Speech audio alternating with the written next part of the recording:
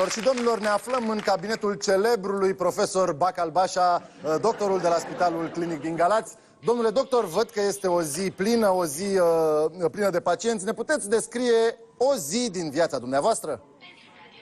Mă trezesc de dimineață, beau o cafea, vin la Spitalul Clinic Galați și mă lupt cu prostia omenească. Păi nu ar trebui să vă luptați cu boala? Cu boala te poți lupta. Cu prostia omenească pierzi de fiecare dată. Da. Văd aici un țăran aproape desfigurat în bătaie. Ne puteți spune ce anume s-a întâmplat?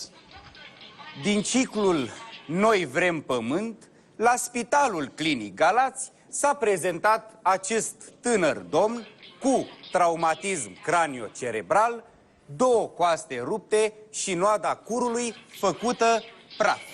În urma unei disensiuni cu un vecin cu care ar avea un proces pentru 30 de centimetri pătrați de teren extra-vilan.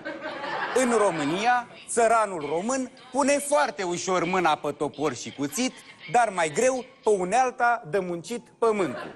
De aceea suntem gata oricând să ucidem pentru pământ, dar toată țara e o pârloală. Bună ziua!